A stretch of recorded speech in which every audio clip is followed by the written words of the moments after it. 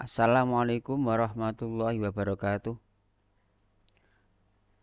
Pada pertemuan kali ini saya akan menyampaikan materi KNO-an kelas 12. Materi yang pertama adalah materi bab 1. Bisa dibuka bukunya masing-masing. Judulnya adalah ideologi radikal modern. Baik, langsung akan kita sampaikan apa kompetensi yang harus kalian dapatkan dari materi bab 1 ini, yaitu bagaimana kalian bisa mengetahui pengertian radikal, pengertian ideologi, atau bila digabung menjadi pengertian ideologi radikal modern. Berikutnya kalian bagaimana punya sikap bisa menolak ideologi radikal modern. Kalian mampu menganalisis bagaimana ideologi radikal modern, dan kalian bisa menjelaskan, juga bisa memberikan contoh-contoh bagaimana ideologi radikal modern yang berkembang saat ini. Baik, langsung saja kita masuk ke materi yang pertama atau submateri yang pertama, yaitu pengertian ideologi radikal. Ideologi itu secara bahasa artinya cara berpikir seseorang atau sekelompok orang atau golongan. Kalau secara istilah, ideologi adalah cara pandang seseorang atau cara pandang kelompok terhadap sesuatu, sehingga ideologi itu mempengaruhi seseorang atau kelompok itu untuk bertindak demi mencapai tujuan. Ini pengertian secara bahasa dan istilah. Namun ada pengertian yang lain, yaitu pengertian radikal, ya. Kita lanjutkan sebagai bagian dari judul materi yang akan kita sampaikan secara keseluruhan. Radikal secara bahasa adalah akar atau pangkal bagian bawah, ya. Secara istilah, radikal merupakan cara berpikir seseorang atau kelompok yang sesuai akar. Jadi pengertian radikal secara bahasa istilah adalah sebagaimana di atas tadi saya sampaikan, akar atau pangkal. Kalau secara istilah berarti cara berpikir seseorang yang sesuai dengan akarnya, aslinya. Namun dalam konteks politik Islam, radikal itu mempunyai arti amat keras, menuntut perubahan secara cepat. Segala sesuatu yang tidak sesuai dengan pemahaman mereka harus diubah. Nah, kalau perlu dihilangkan. Maka karena memaksakan kehendak itu menuntut keras, tuntutan yang sangat dipaksakan, sehingga tidak jarang segala cara dihalalkan agar perubahan itu bisa terjadi. Itu pengertian radikal secara politik tadi. Sehingga kalau ada istilah radikalisme, itu berarti proses, ya, di mana individu mengadopsi keyakinan yang tidak hanya membenarkan kekerasan, namun juga memaksakan yang berkembang dari pikiran menuju tindakan. Dalam Islam sering disebut juga dengan istilah fundamentalisme, ya, yaitu suatu cara berpikir yang bertujuan mengembalikan Islam kepada nas-nas Al-Quran dan hadis. Sejarah lahirnya ideologi radikal. Pada perkembangannya, Islam terpecah menjadi beberapa kelompok yang masing-masing memiliki ideologi yang berbeda-beda. Hal ini sering terjadi dengan seiring pula dengan perkembangan politik di masa awal Islam, yaitu pada masa Khulafaur Rasyidin, yang memunculkan banyak kelompok-kelompok yang masing-masing mengklaim dirinya sesuai dengan pemahaman Al-Quran. Ideologi radikal ini sudah ada pada zaman Nabi, zaman sahabat. Ya, pada zaman Nabi juga pernah disebutkan di dalam hadis an Abi Sa'id Al-Khudri qala bainan Nabi sallallahu alaihi wasallam bainana Nabi sallallahu alaihi wasallam yaqsimu dzata yamin qisman faqala dzul khuwaisirah rajulun min bani Tamim ya Rasulullah i'dil qala wailak may ya'dilu idza lam a'dil faqala Umar i'dzan li fal adrib unuqahu qala la inna lahu ashaban yahkiru ahadukum sholatahu ma'a sholatihim wa siyamahu ma'a siyamihim yamruquna minad dini kamruqis sahmi minar ramiyah. Rawal Bukhari. Dari Abu Sa'id Al-Khudri berkata, ketika kami sedang bersama Rasulullah yang sedang membagi-bagikan pembagian harta rampasan, datanglah Dzul Khuwaisirah, seorang laki-laki dari Bani Tamim, lalu berkata, wahai Rasulullah, engkau harus adil, engkau harus berlaku adil. Maka beliau berkata, celaka kamu, siapa yang bisa berbuat adil kalau aku saja tidak bisa berbuat adil? Sungguh kamu telah mengalami keburukan dan kerugian jika aku tidak berbuat adil. Kemudian sahabat Umar berkata, wahai Rasulullah, izinkan aku untuk memenggal batang lehernya. Beliau berkata, biarkanlah dia, karena dia nanti akan memiliki teman-teman yang salah seorang dari kalian memandang remeh sholatnya dibanding sholat mereka, puasanya dibanding puasa mereka. Mereka membaca Al-Quran namun tidak sampai ke tenggorokan mereka. Mereka keluar dari agama seperti melesatnya anak panah dari target hewan buruannya. Hadis ini menunjukkan bahwasanya hadis-hadis yang menjelaskan tentang radikalisme itu sudah ada dijelaskan dalam hadis itu. Ya, misalnya tadi Dzul Khuwaisirah, ya, sifatnya yang seperti itu ya, yang sangat memasakkan diri menuntut Nabi. Namun ini merupakan sebuah kiasan, gambaran bahwasanya dengan kerasnya, dengan tuntutan Dzul Khuwaisirah ini, Rasulullah memberikan sebuah gambaran bahwa nanti mereka akan melahirkan kelompok-kelompok yang membaca Al-Quran hanya di bibir saja, hanya membaca Al-Quran dan tidak memahami maknanya. Itu ibaratnya membaca Al-Quran namun tidak sampai ke tenggorokan mereka, membaca tapi tidak sampai dihayati dan sebagainya. Nah, mereka juga akan menelurkan, menghasilkan, melahirkan kelompok-kelompok yang mereka itu di dalam memahami Al-Quran itu tidak disertai dengan keilmuan yang mumpuni,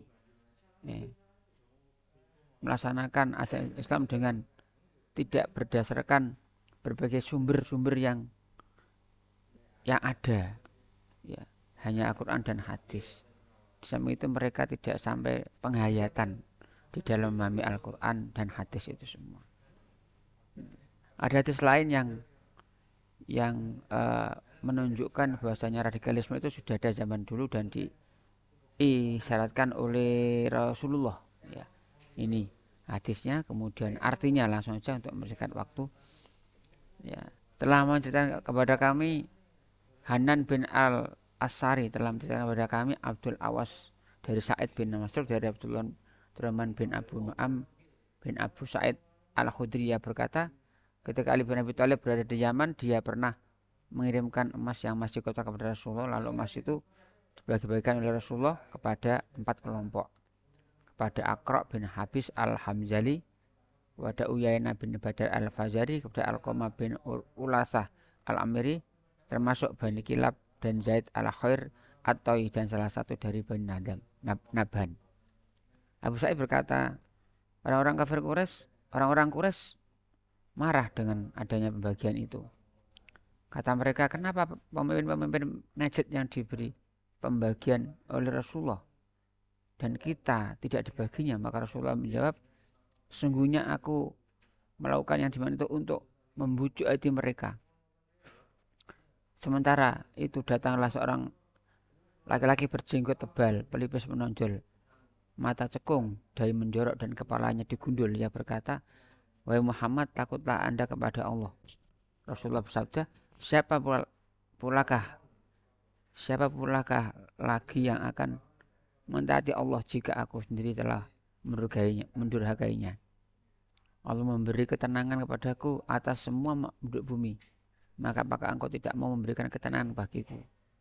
Abu Sa'id berkata, setelah orang itu berlalu, maka seorang sahabat namanya Khalid bin Walid minta izin kepada Rasulullah untuk membunuh orang itu. Maka Rasulullah bersabda, dari kelompok orang ini akan muncul nanti orang-orang yang pandai membaca Al-Quran, tapi tidak sampai melewati tengkorongan mereka. Bahkan mereka membunuh orang-orang Islam dan membiarkan para penyembah berhala mereka keluar dari Islam seperti panah yang meluncur dari busurnya. Seandainya aku masih mendapati mereka, akan kumusnahkan mereka seperti musnahnya kaum Ad. Jadi sejak zaman Nabi sudah ada seperti itu. Kelompok-kelompok yang memaksakan diri menuntut banyak hal yang merupakan sejatinya ego mereka untuk tidak memandang secara luas sehingga lebih bijak ketika mensikapi sesuatu. Sehingga Rasulullah pun dituntut. Juga pada zaman Khalifah Rasyidin, zaman Khalifah Ali bin Abi Thalib, kelompok radikal disebut juga Khawarij, yang artinya keluar dari kelompok Ali bin Abi Thalib dan Muawiyah. Yang saat itu perang Siffin, kelompok Ali dan kelompok Muawiyah. Ketika kelompok Muawiyah yang memberontak perintahnya Ali, kemudian Muawiyah mengangkat Al-Quran lalu sebagai tanda menyerah, Ali bin Abi Thalib menyetujui, sehingga kelompok Ali terbagi dua. Ada yang pro dengan Ali dalam arti menyetujui sikap Ali untuk menerima perdamaian Muawiyah itu. Sisi lain ada kelompok Ali yang tidak mau, ya keluar dari kelompok Ali karena tidak setuju dengan sikap Ali.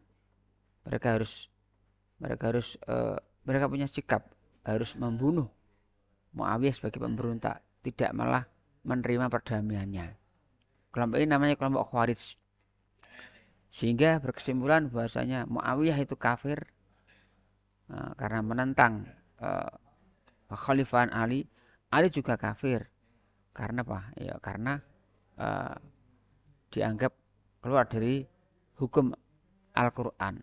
Ini kelompok radikal yang ada pada zaman Ali bin Abi Thalib.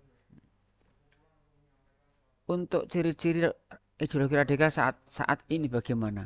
Biasanya ya ciri-cirinya sekalian. Yang pertama adalah tekun beribadah. Biasanya tekun beribadah. Tapi tidak semuanya tekun beribadah itu orangnya radikal. Dia sering sholat malam. Selain sholat waktu, ya sholat malam, puasa, ngaji dan sebagainya. Tapi ada sahabat yang seperti itu, tekun beribadah, namun dia punya watak yang keras, ya karena salah pemahaman ajaran Islam.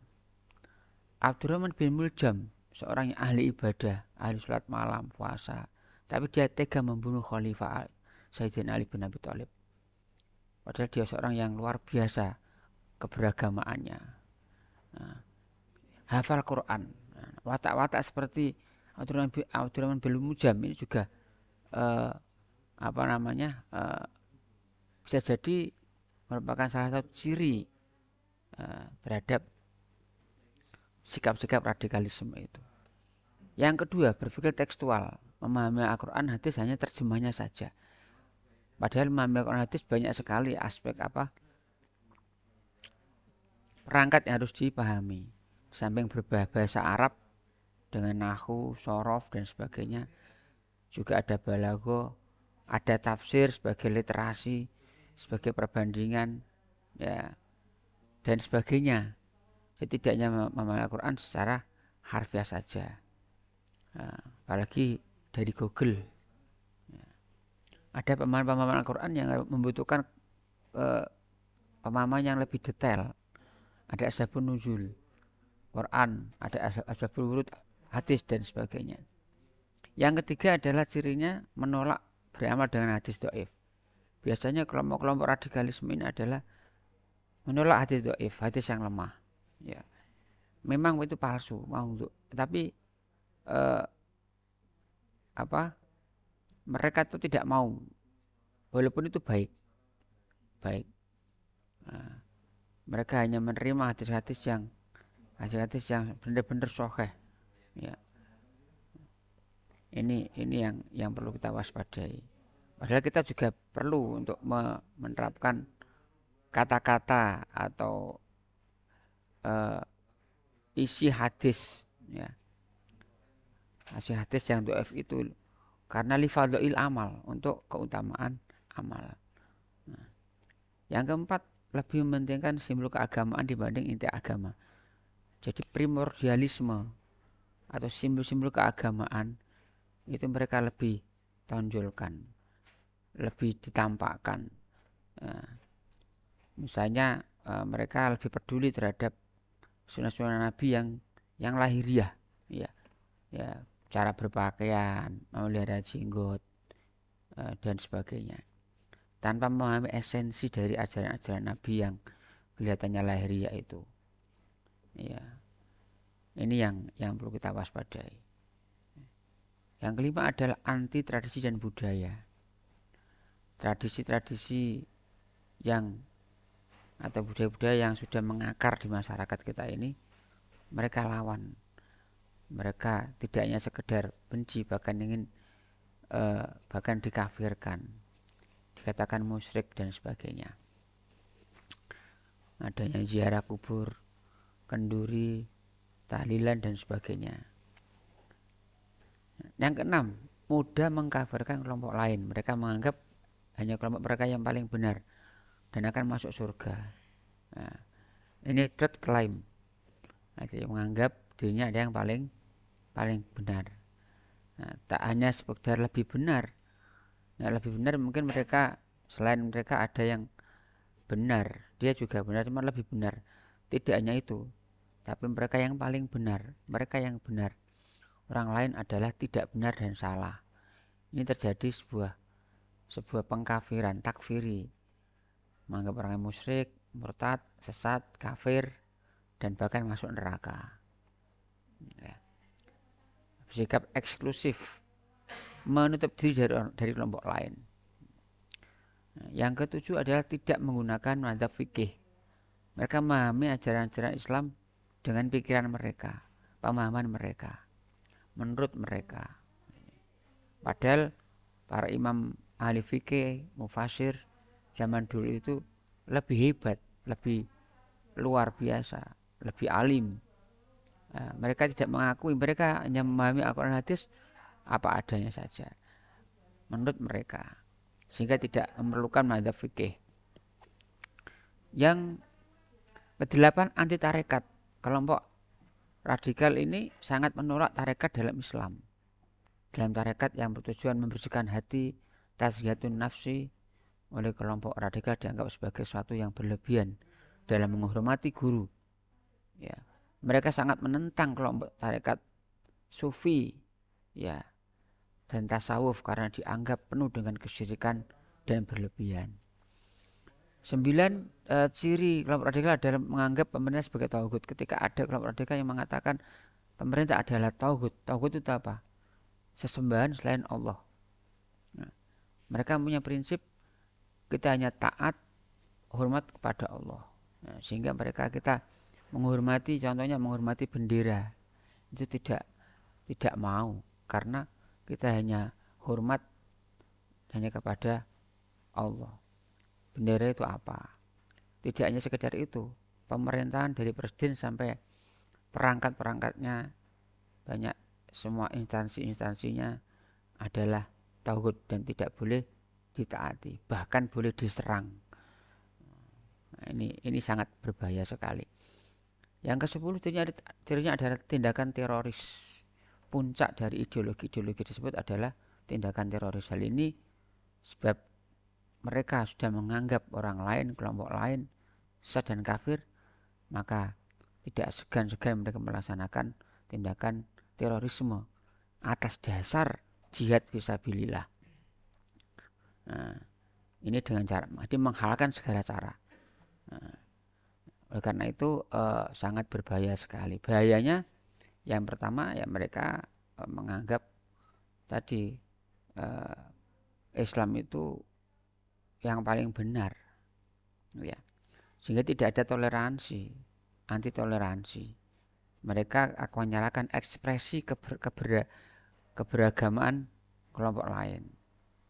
Nah, berbahaya sekali ketika punya sikap antar umat beragama, antar inter beragama dalam kelompok Islam sendiri. Mereka juga menganggap sesama Islam, beda kelompok dianggap kafir dan sebagainya.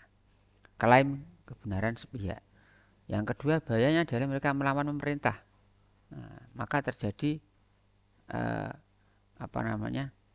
ideologi radikal Islam yang tidak sepakat dengan bentuk negara Indonesia. Mereka menggulingkan.